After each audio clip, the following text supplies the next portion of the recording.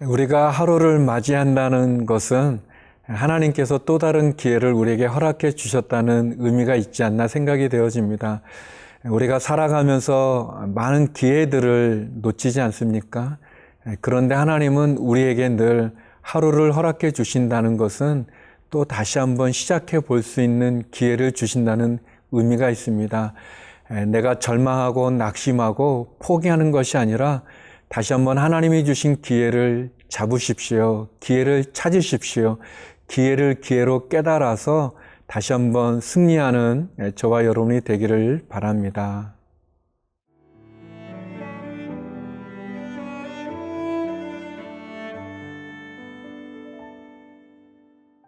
마가복음 14장 12절에서 21절 말씀입니다.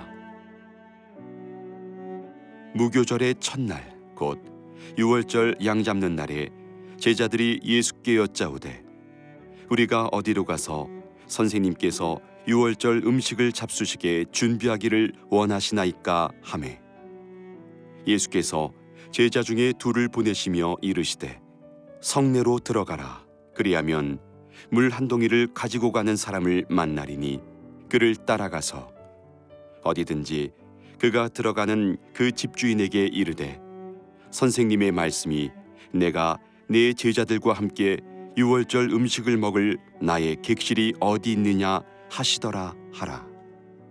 그리하면 자리를 펴고 준비한 큰 다락방을 보이리니 거기서 우리를 위하여 준비하라 하시니 제자들이 나가 성내로 들어가서 예수께서 하시던 말씀대로 만나 유월절 음식을 준비하니라.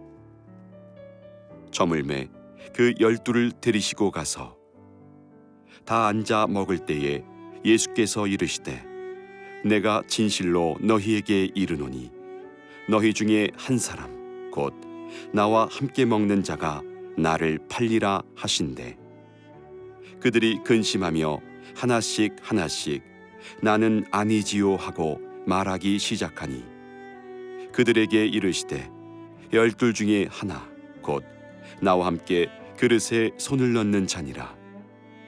인자는 자기에 대하여 기록된 대로 가거니와 인자를 파는 그 사람에게는 화가 있으리로다. 그 사람은 차라리 나지 아니하였더라면 자기에게 좋을 뻔하였느니라 하시니라.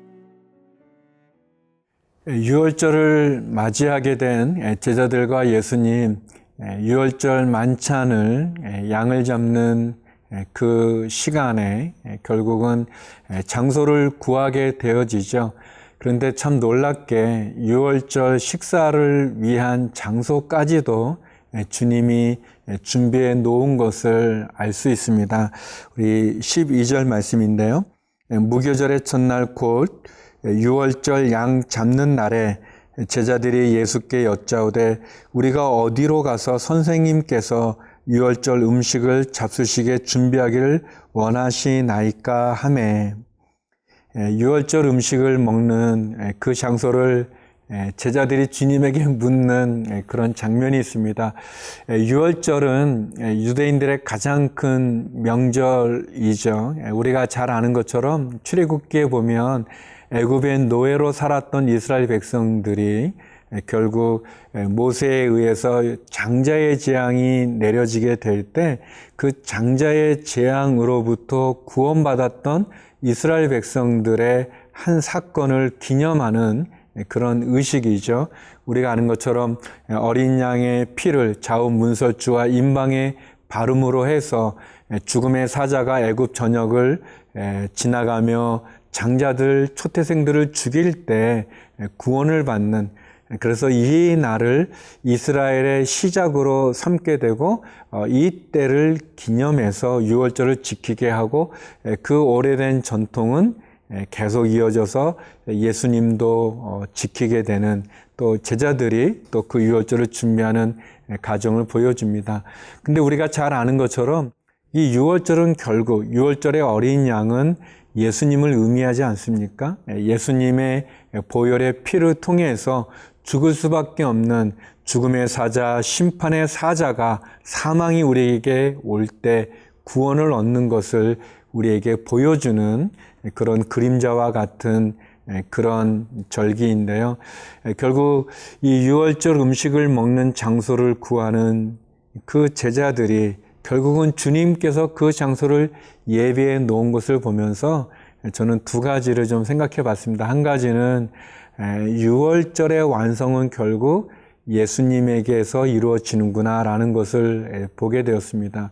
유월절 어린 양이 우리가 아는 것처럼 예수님을 상징하고 예표하는 것처럼 결국 그 유월절의 식사까지도 주님이 준비하시는 것을 보면서 결국 우리의 구원의 완성은 예수님의 십자가에 있다는 것을 다시 한번 고백하게 되고요.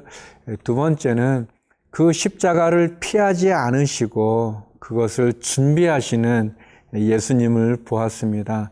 유월절 만찬의 식사 장소도 주님 준비해 놓으셨던 것처럼 예수님 십자가를 피하지 않으셨습니다. 십자가 그 고통의 장소를 피하지 않으셨을 뿐만 아니라 그 십자가의 길을 향해서 묵묵히 걸어 나가시는 그 주님을 보게 되었습니다.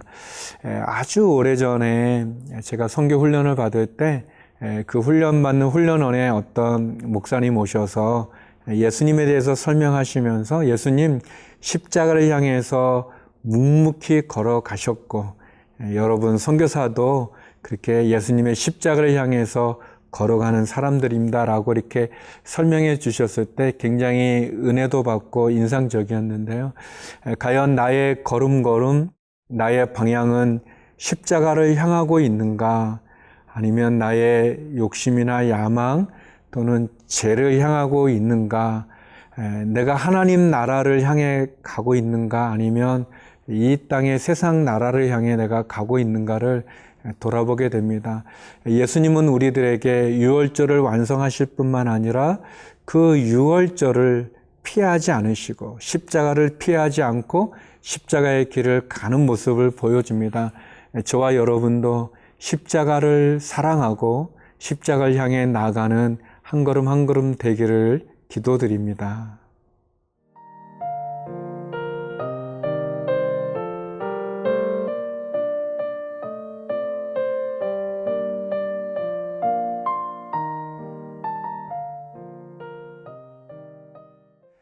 예수님께서 유월절 만찬을 나누시는 가운데 너희 가운데 한 사람이 나를 팔리라라는 아주 충격적인 말씀을 하십니다. 예수님께서는 아시는 거죠. 가룟 유다가 꾸미고 있는 그 음모를, 그 흉계를 예수님 아십니다. 예수님은 다 아십니다. 하나님은 우리의 생각도 아시고 우리가 마음에 품은 그런 계획도 아시는 분이십니다. 예수님은 그 이야기를 하십니다. 너희들 가운데 한 사람이 나를 팔리라. 굉장히 충격적인 이야기지만 그것은 사실이었고 그리고 예수님이 그것을 말씀하시는 것은 어떻게 보면 그런 음모를 꾸미고 있는 사람에게 경고하시는 것이고 그가 돌이킬 수 있는 기회를 주시는 거라고 말할 수 있습니다.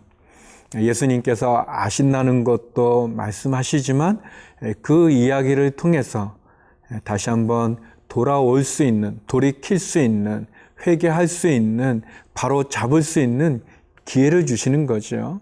그렇지만 제자들은 그런 기회들을 결국 놓치게 됩니다. 19절 말씀인데요. 그들이 근심하며 하나씩 하나씩 나는 아니지요 하고 말하기 시작하니 제자들은 주님께서 너희들 가운데 이름을 말씀하지 않으시니까 근심하면서 나는 아니죠, 나는 아니죠 이렇게 예수님께 확인하려고 합니다. 나는 아니지요 라고 제자들이 다 말하지만 그 말 속에서 결국은 주님이 주시는 기회를 놓치고 있는 가룟 유다와 또 다른 제자들의 모습을 보게 됩니다. 사랑하는 성도 여러분, 우리가 하루를 맞이하는 그것은 하나님 우리에게 기회를 주신다고 저는 생각합니다. 물론 우리가 기회를 놓친 것도 많고 되돌릴 수 없는 것도 많고 다시 돌아갈 수 없는 것도 많이 있죠. 그렇지만 하나님 우리를 포기하지 않습니다. 예수님이 가룟 유다를 포기하지 않으신 것처럼 하나님 우리를 절대 포기하지 않습니다. 우리가 하루를 맞이한다는 것은 다시 시작할 수 있고 또 다시 하나님 그 부르심에 응답할 수 있는 겁니다. 물론 다 이룰 수는 없겠지만 시작할 수 있는 거죠. 다시 한 걸음을 내디딜 수 있는 거죠. 다시 도전할 수도 있고 그리고 다시 하나님 앞에 돌아올 수도 있는 것입니다. 예수님께서 너희 가운데 한 사람이 나를 팔리라는 말씀은 꾸짖는 것이 아닙니다. 그 말씀은 정죄하는 것이 아닙니다. 그것은 기회를 주는 거죠. 하나님께서 저와 여러분에게 주신 기회를 소중하게 여기십시오. 그 기회를 놓치지 마십시오.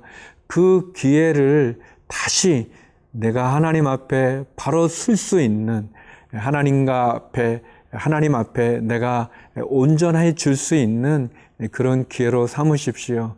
우리가 맞이하는 하루가 얼마나 소중하고 얼마나 귀한지 모릅니다. 하나님이 그런 나를 주시고 그런 은혜를 베풀어 주셨습니다. 그 기회를 포기하지 마십시오.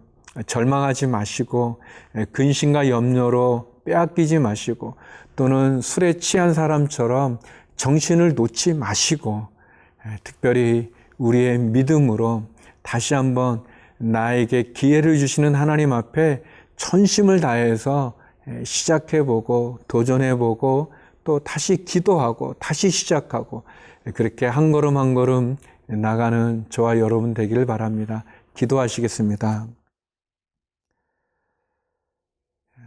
거룩하신 아버지 하나님, 6월절을 완성하실 뿐만 아니라 또 다시 한번 우리에게 기회를 주시는 그 예수님을 만납니다. 하나님, 주님이 주시는 하루를 귀하게 살게 하여 주시고 주님이 내게 주신 기회를 기회로 깨닫고 놓치지 않고 다시 시작할 수 있는, 그래서 온전해질 수 있는, 주님 앞에 바로 설 수 있는 우리의 하루의 삶이 되게 하여 주옵소서. 하나님, 우리의 자녀들을, 또 우리의 가정을, 또 우리의 일터를, 특별히 경제적인 어려움에 있는 분들을 기억하여 주셔서 도와주시옵소서. 환우들을 치료하여 주시고 해외에 있는 성도들과 또 우리 선교사님들을 기억하사 지켜주시고 불꽃 같은 눈동자로 도와주시고 지켜주시옵소서. 예수님 이름으로 기도드립니다. 아멘.